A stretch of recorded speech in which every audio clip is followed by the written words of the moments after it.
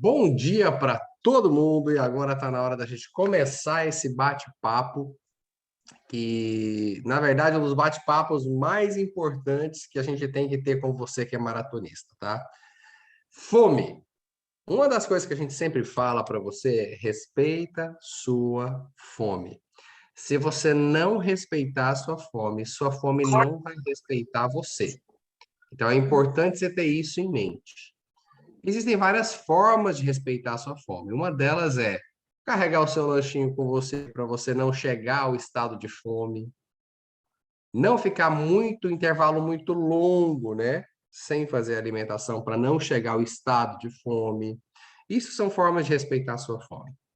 Agora, você compreende o tipo de fome que você tem? E é importante você entender. Hoje eu quero falar com vocês sobre isso, porque 90% das fomes que você sente, às vezes não é fome. Então, a gente quer conversar com você hoje sobre fome nutricional e fome emocional. Como é que você vai identificar esse tipo de fome? Como é que você vai combater esses tipos de fome, tá ok?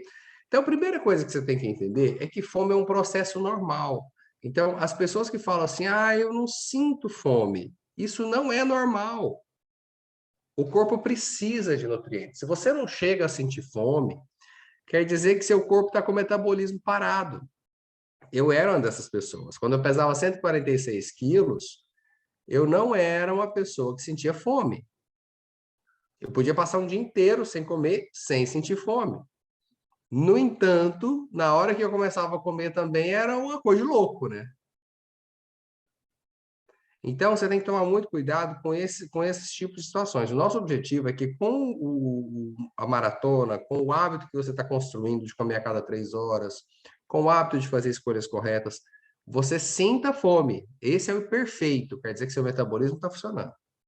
Mas vamos entender, então, um pouquinho sobre a fome chamada fome nutricional. Vamos lá. Como é que é seu dia? Antes de você entrar para a maratona, seu dia possivelmente começava com pão com manteiga, leite com café, né? Era uma coisa mais ou menos assim, que nós fomos criados com essa rotina, né? Uma bolacha, um cuscuz, uma tapioca. Isso era o café da manhã normal. Agora, se a gente parar para Correção, pensar no que acontece em termos nutricionais, o que acontece com os termos nutricionais?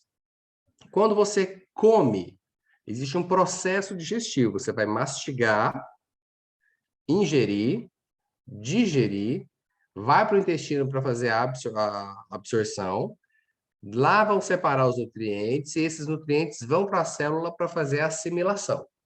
Quando esses nutrientes chegam na célula para fazer a assimilação, vamos lá. Só para você entender, eu vou fazer um paralelo aqui. Imagina agora que você vai fazer na sua casa uma parede, dividindo a sua sala em duas. E você chama o seu pedreiro e fala assim: olha, quero que você faça aqui uma parede. E ele vai falar para você: perfeito, faço, sem problema nenhum. Eu vou precisar aqui de madeira, de tijolo, de areia, de cimento.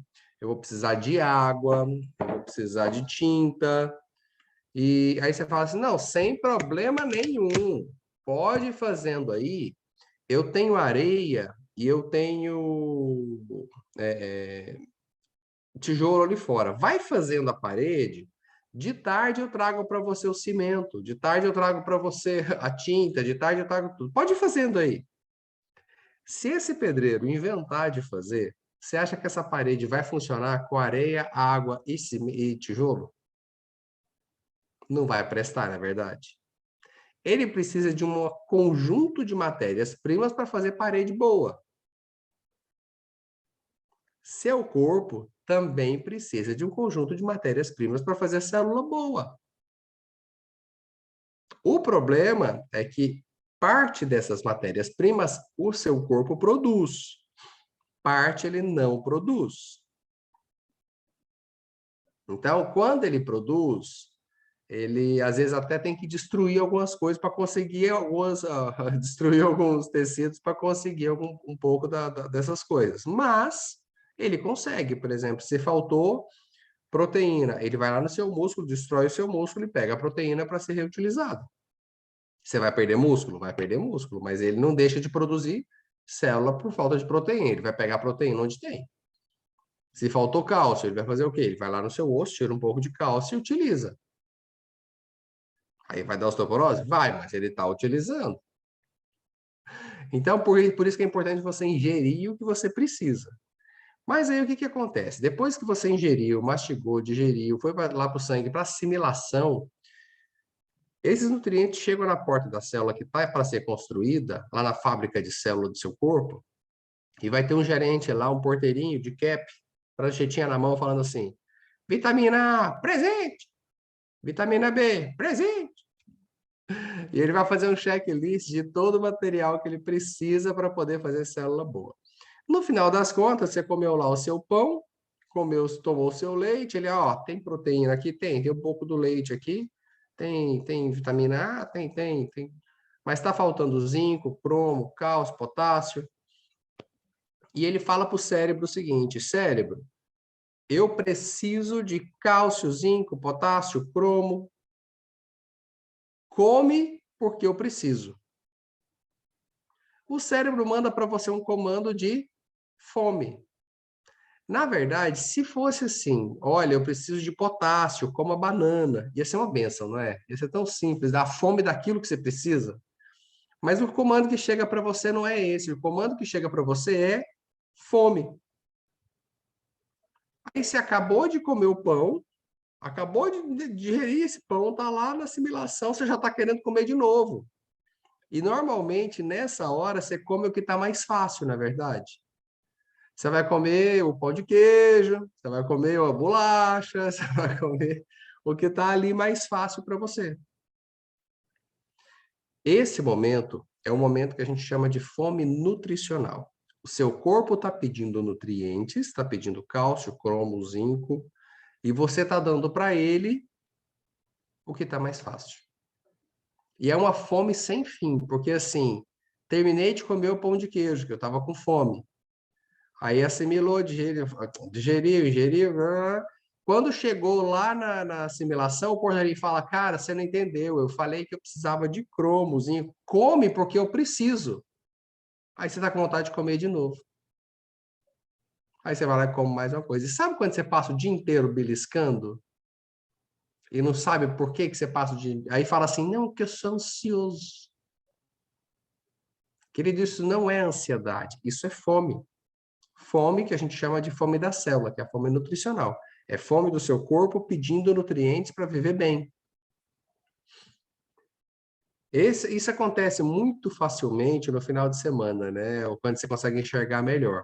Porque no final de semana você está em casa 100%, e aí você terminou de almoçar, dali a pouco você vai lá e abre a geladeira. Tem nada que te agrada. Aí você fecha a geladeira, você vai lá no armário, abre o armário, tem nada que te agrada. Aí você fecha o armário e volta na geladeira.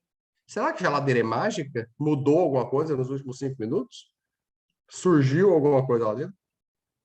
Você não sabe nem o que você está procurando, mas você está procurando. Isso é o que nós chamamos de fome nutricional. Então, como é que você combate uma fome nutricional? Dando comida para o seu corpo. É aí que entra o grande poder da gente falar para vocês: começa seu dia com o shake. Porque dentro dele tem todos os nutrientes que seu corpo precisa. Então, na hora que você toma o shake no café, o porteirinho lá na célula, quando termina o processo para fazer assimilação, ele vai fazer um checklist e vai ter tudo. Vai ter a proteína, vai ter o cálcio, vai ter o cromo, vai ter o zinco, vai ter isso. Terminou, ele não vai dar comando de fome, porque ele tem tudo.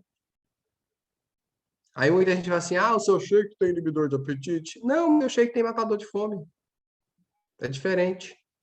Ele tem nutrientes que vão nutrir o seu corpo a ponto de você não sentir a fome nutricional. É muito importante você entender. Por isso que a gente, começando o shake no café da manhã, a gente garante que o nosso corpo tem nutrição e isso vai diminuir a vontade de beliscar ao longo do dia. Ok? Aí é outro contexto importante. Vocês já sabem que quando você está num processo de perda de peso, o sono é uma das coisas mais importantes. Por quê? Porque durante o sono vão acontecer processos metabólicos. Você vai dormir e o seu corpo vai se reconstruir. Se você treinou, é quando vai estar construído o músculo. O músculo não constrói quando você sai da academia. O músculo constrói quando você está dormindo. Você tem que treinar de dia, dormir de noite para poder construir músculo. Então, à noite, a gente toma o shake antes de dormir para quê? Para garantir que essa fábrica de processos que acontece à noite tem nutrição para ela. Olha que legal isso. Por isso que o melhor horário para tomar shake é no café e no jantar. Você vai dormir leve e vai oferecer matéria-prima para a construção de célula boa à noite. Ai, Delúbio, mas eu não consigo, eu tenho que tomar shake no almoço, porque o meu dia. Não tem problema, toma shake no almoço.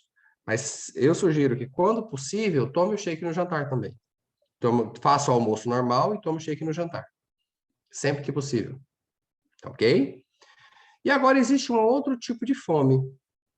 Essa outra fome, ela é muito, mas muito perigosa. Ela funciona assim. Quando você era criança, principalmente na região de São Paulo, né, que é muito cultural a pizza. Eu venho de Goiânia e em Goiânia não é tão cultural assim. Mas quando você era criança, se você mora principalmente nessa região de São Paulo, você vai se recordar que seu pai pedia pizza num determinado dia. É muito comum ele dizer assim, não, sexta-feira é dia de pizza lá em casa.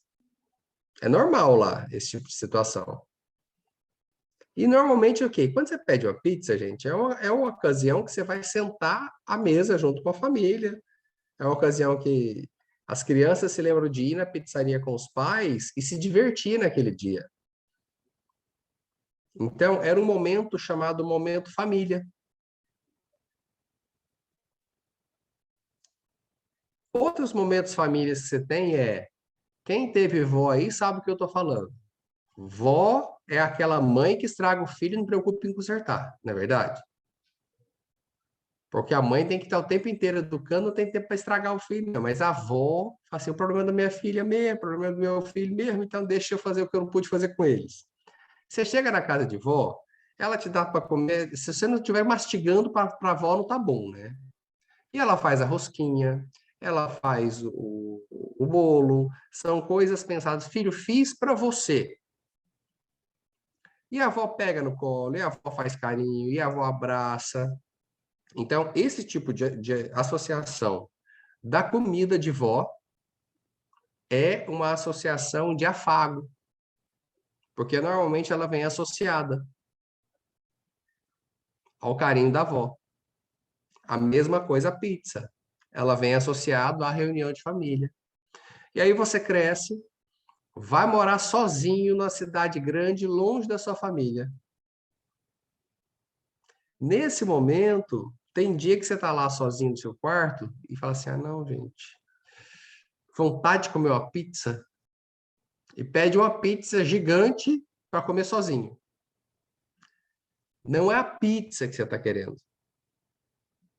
O que você quer é o sentimento que a pizza traz para você. Porque quando você comia pizza quando era criança, era o sentimento de minha família estar junto de mim.